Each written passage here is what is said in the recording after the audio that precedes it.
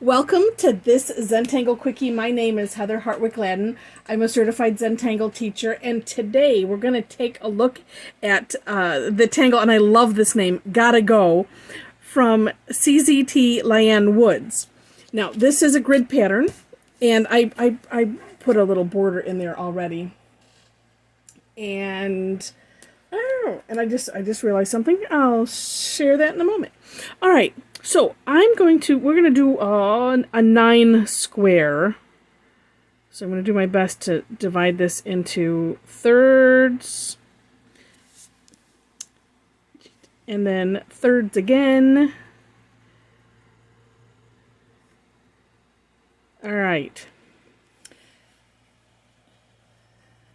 This one, after you get your grid set, starts off with some sort of rectangles. Now, as I was doing this, I don't know that the length of them matters so much, but I did find, well, let me just show. Okay, so we're gonna alternate boxes. So I'm gonna start up here in the upper left-hand box, and I'm gonna try to not go halfway. I was making them like about halfway, but then I found one of the last steps. It's like, well, I think maybe I shouldn't do that.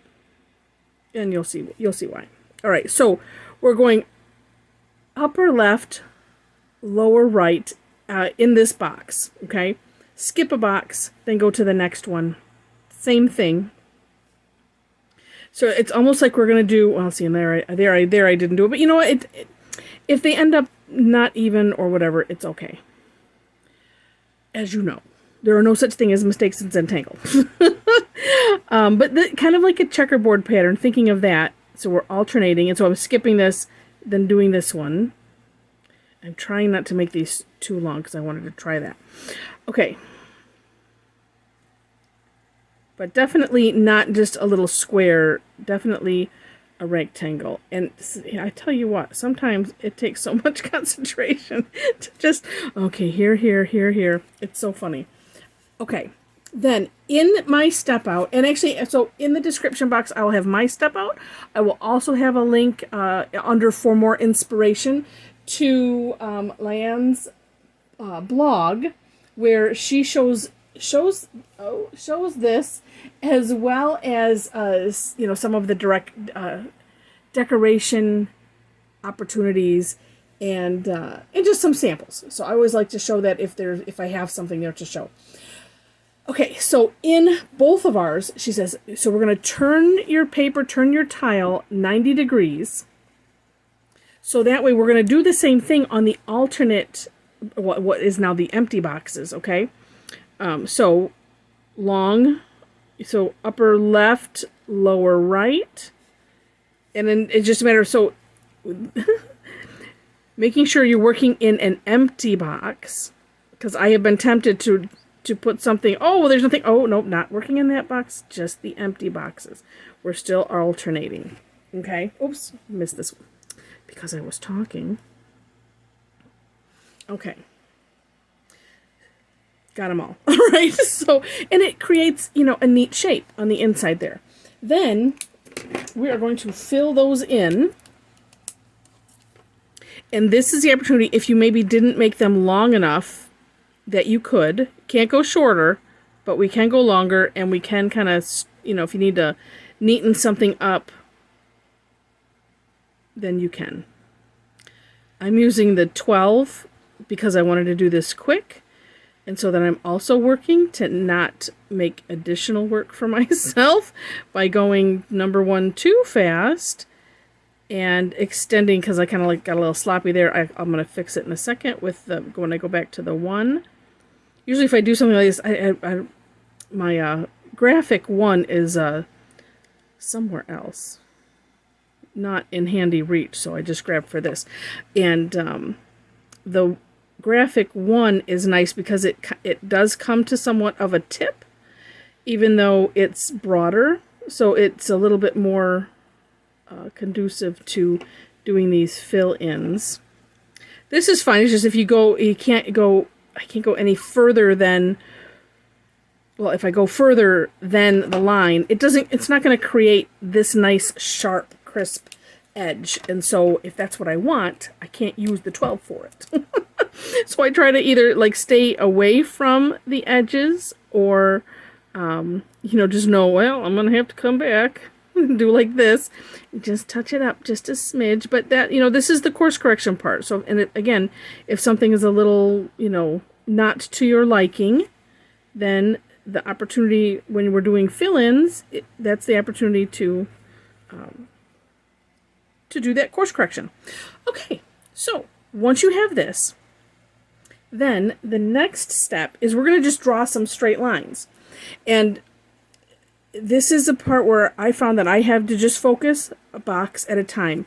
This completely embodies the concept of just focusing on the step, move to the next, focusing on the step, and not worrying about, what it looks like, what the outcome is, or anything. So looking at one box, and we're going to go from this open end right here to this open end. So just drawing a straight line. And then the next one, turn your tile as you need to. And so we're finding, let's see, like this. Okay, let's make that a better end. And we're just connecting those dots, those ends. Now you can pretend that there's dots there. And just, again, focusing on each box. That's the only box that gets attention at that time, is the one that you're working on at the moment.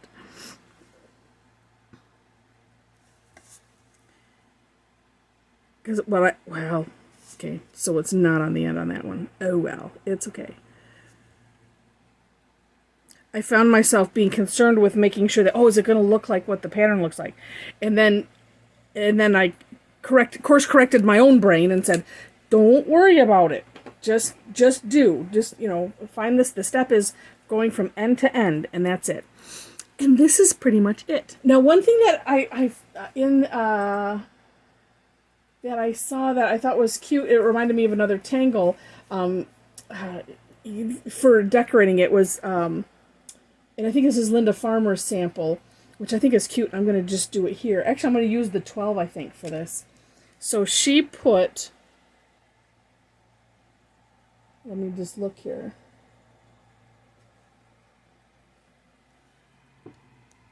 It was little dots.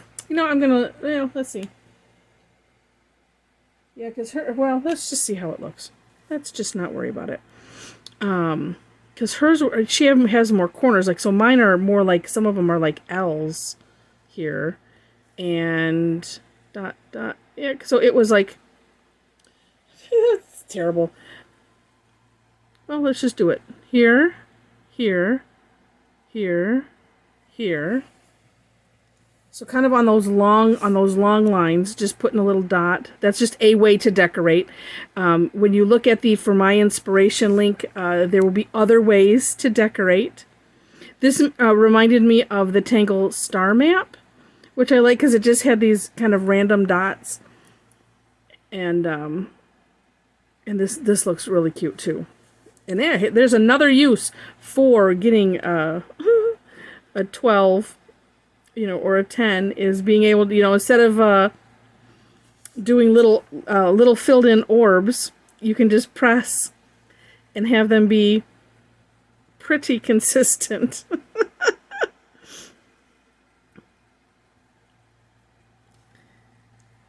So there's a ton of ways that you could decorate these. And what I was going to do was just move right into the shading, and then that caught my eye, and I'm like, let me do that because I want to, because I think it looks really cool. It does look cool. Kind of makes you think of dominoes, sort of. All right, so bunches of ways to, number 1, decorate, number 2, shade.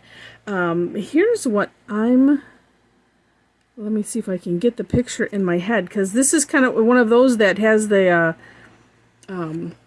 meta shapes that as you look, at any different place, it's like something else just appears. So okay, yeah. So let's just do this. I'm going to shade, I'm just picking a side, and I'm going to shade on this side right here. So I'm putting the graphite here, and Oh, yeah, let's try this. Oh, that's what I was looking for. Okay. It's kind of having this blank intersection right here.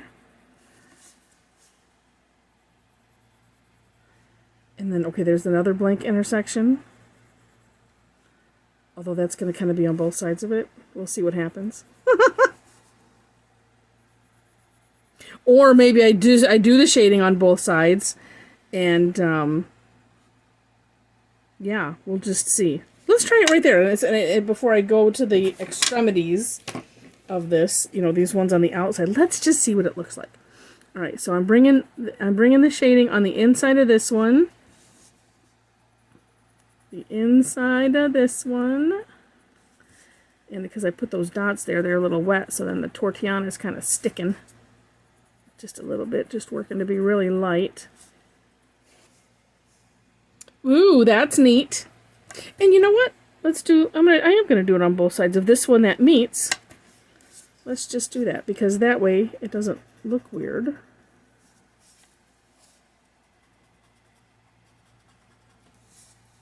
And then also I think that will kind of lend itself to that, you know, the meta shape part. Let's see.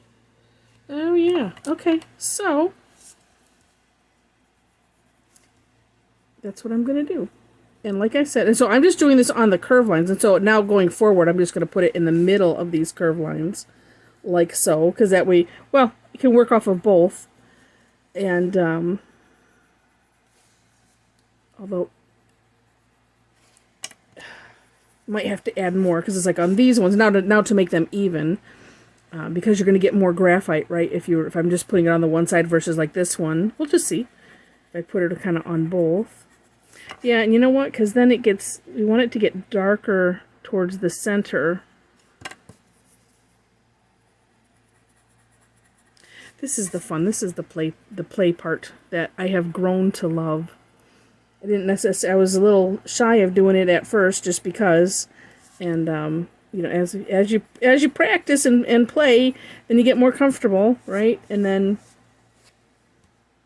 oops, I'm trying to pick up. Whoops, sorry, pick up the tortillon and while I have the pencil in my hand, it just wasn't working. And then I was all just like into this, and the tortillon slid off the screen, and I don't know why, because I was pushing it away from me, not towards me, which is what I normally do, and slide it off this way off the screen.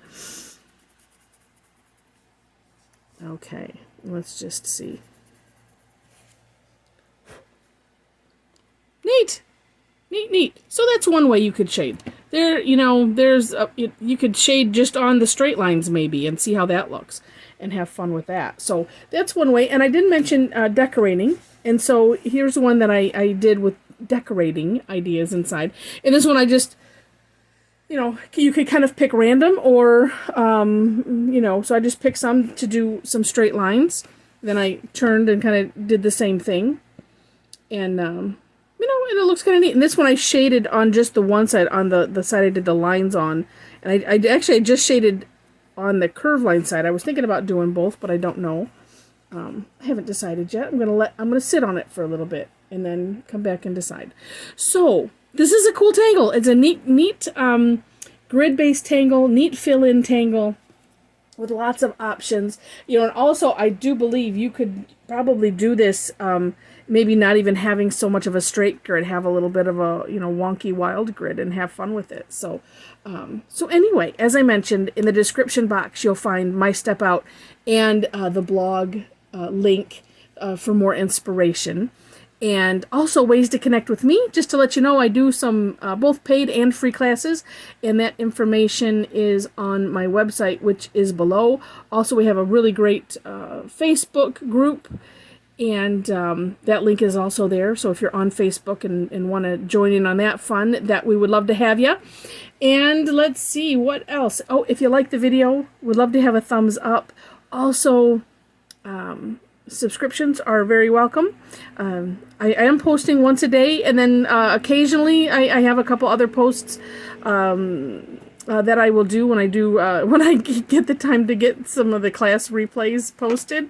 But if you do subscribe, make sure to hit the notification bell right next to that that button so you can decide how you want to be notified, if you want to be notified at all. So with that, enjoy this, and I wish you happy tangling.